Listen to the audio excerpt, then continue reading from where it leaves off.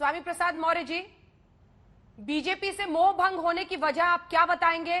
और अब आरपीएन सिंह का आना और पडरौना से वो आपके सामने खड़े होंगे चुनावी मैदान में, इस पर आप क्या कहेंगे?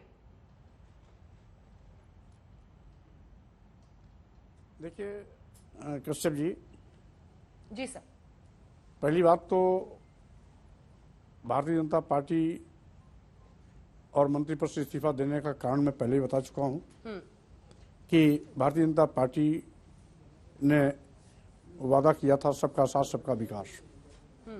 सत्ता में आने के बाद 5 साल तक हमने देखा कि बारी बारी से अनुसूचित जात, अनुसूचित जनजात, पिछड़े वर्गों के आरक्षण को खत्म करने का महापाप कर रहे हैं। भारतीय संविधान की मंशा के विपरीत मनमाने तरीके से एक वर्ग जाति विशेष के लोगों को सत्ता में सभी आरक्षित पदों के खिलाफ बैठा रहे हैं। अभी 69,000 शिक्षकों की भर्ती में 19,000 आरक्षित पदों पर इन्होंने सामान्य वर्ग के नियुक्ति पत्र दे दिया।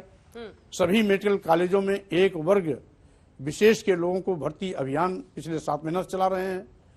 पीजीआई में बैकलॉग, सामान्य वर्ग के लोगों की बैकलॉग पहली बार मैंने देखा।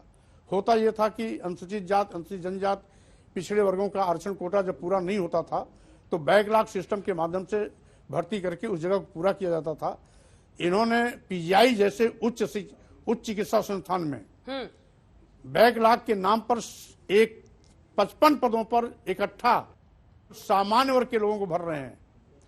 सभी उच्च शिक्षण संस्थानों में इसी प्रकार से बिना विज्ञापन के, बिना किसी एडवर्टाइजमेंट निकाले एक लाइन का प्रस्ताव ला करके कि अनुसूचित जात, अनुसूचित जनजात और पिछड़े वर्ग के अभ्यर्थी उपलब्ध नहीं है, इसलिए इन पदों को सामान्य वर्ग से भर लिया जाए। बारी बारी से हर जगह मनमाना केवल ऊंची जात के लोगों को बैठाने का जो पाप कर रहे हैं, सबसे बड़ा विरोध हमारा इनकी इस नीति से है जो संविधान की व्यवस्था के विपरीत काम कर रहे हैं। हमारा विरोध उससे है। और साथ ही साथ उत्तर प्रदेश में जो कुछ हुआ, किसान इनकी नीतियों से त्रस्त था, सालों साल खुले आसमान के नीचे बैठने के लिए मजबूर हुआ। यहां तक कि लंबे अरसे तक धरना आंदोलन में तमाम किसानों को शहीद भी होना पड़ा। आज पूरा छुट्टा जानवर उत्तर प्रदेश में किसानों की पूरी फसल चट कर जा रहे हैं। और इसके साथ ही साथ आज पूरा बेरोजगार नौजवान आउटसोर्सिंग व्यवस्था निकाले हुए हैं। मैंने कैबिनेट में विरोध किया कि आउटसोर्सिंग सिस्टम जो लोगों के चयन का है, यह बिचौलियों को मोटा करने का है। बेरोजगार नौजवान जो रोजगार पाता है उसका शोषण है, इसको खत्म किया जाए। लेकिन नहीं, खत्म नहीं किया, क्योंकि आउटसोर्सिंग में सब उन्हीं के लोग बैठे हुए हैं। पडरौना से लड़िएगा सर, इनकी गलत नीतियों से ठीक है, पडरौना से लड़िएगा आ गया है। आरपीएन सिंह के खिलाफ, आरपीएन सिंह के खिलाफ जी मौर्य साहब, अब क्या आरपीएन सिंह के खिलाफ पडरौना से आप उम्मीदवार होंगे? क्योंकि उधर तो लगभग बात तय लगती है। अब देखिए स्वामी जी, पहले सवाल तो सुनिए। स्वामी प्रसाद मौर्य जी, ओबीसी नेताओं की अब पूरी होड़ मची हुई है, चाहे वो अखिलेश यादव हो चाहे बीजेपी हो। आप मौर्य समुदाय के दम पर क्या पडरौना से चुनाव लड़ेंगे? आरपीएन सिंह एक बड़े कुर्मी नेता के तौर पर बीजेपी में शामिल हो गए सर, पूर्व मंत्री रह चुके हैं केंद्र सरकार में यूपीए के, आपके सामने होंगे, पडरौना से चुनाव लड़िएगा उनके खिलाफ? पहली बात तो ये रंजना कश्यप जी, वहां से लगातार मैं 3 बार विधायक हो रहा हूं। पडरौना की जनता मुझे हाथों हाथ लेती है, हर चुनाव में विजयी बना के भेजती है। रही बात आरपीएन सिंह जी, राजमहल में पैदा हुए हैं और उनको लोग कुंवर आरपीएन सिंह कहते हैं। राजा साहब के नाम से वो सुविख्यात हैं। और साथ ही साथ जब राजा और फकीर में लड़ाई होती है तो स्वाभाविक रूप से फकीर भारी पड़ता है और राजा को शिकस्त मिलती है। और इसलिए 3 बार, एक बार उनकी मां जी की जमानत जब्त हुई मेरे खिलाफ, 2 बार उनके उतारे गए प्रत्याशी बुरी तरीके से हारे हैं।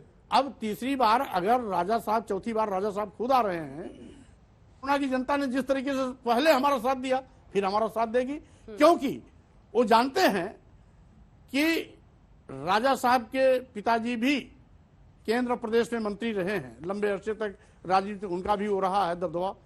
आरपीएन सिंह भी 3 बार वहां से विधायक रहे, 1 बार सांसद रहे। लेकिन जो विकास उन्होंने पूरे अपने लंबे टेंडर में नहीं किया होगा, मेरे जाने के बाद उस सारे विकास कार्य जनता को देखने को मिला है। ठीक है, जमीन पर अमली जामा दिया गया है। इसलिए जनता पूरा का पूरा हम पर विश्वास पहले भी किया है, फिर करेगी, क्योंकि इसको स्वामी प्रसाद के आधार पर स्वामी प्रसाद मौर्य का काम, स्वामी प्रसाद मौर्य जी, इसको जरा फैक्ट्स के आधार पर बातचीत करते हैं। 3 पार्टियों से, कई जिलों से आप 12 चुनाव लड़े, 5 जीते, 5 बार विधायक रहे, जिसमें से कई बार आप बीएसपी की तरफ से विधायक रहे। 7 चुनाव आप हारे। आपके बेटे 2 चुनाव लड़े, 2 चुनाव हारे। आपकी बेटी 3 चुनाव लड़ी, 2 बार हारी, 1 बार सांसद बनी। इधर अगर हम ट्रैक रिकॉर्ड देखें आरपीएन सिंह का, 3 बार वो विधायक रहे, 1 बार सांसद बने। तो कांटे का मुकाबला है सर, कांटे का मुकाबला है। और एक और बात, आप कह रहे थे वो राजा हैं, आप फकीर हैं। सर राजा तो अभी आप बने हुए थे, मंत्री थे, कैबिनेट मंत्री। जिन नौकरियों पर सबसे ज्यादा बीजेपी को घेरा जा रहा है सर, आप तो श्रम रोजगार मंत्री थे। लोकतंत्र में, श्रम रोजगार मंत्री थे प्रभु। राजशाही में राजा होता है, लोकतंत्र में विधायक होता है, सांसद होता है, वो जनता का सेवक होता है। प्रधानमंत्री जी खुद अपने को कहते हैं, अपने को सेवक बोलते हैं। इसलिए लोकतंत्र में जो सेवा भाव से आता है वही जनप्रतिनिधि कहलाता है। राजमहल में जो रहता है वो राजा कहलाता है। इसलिए दोनों में अंतर है, उस अंतर को आप मिटा नहीं सकती हैं।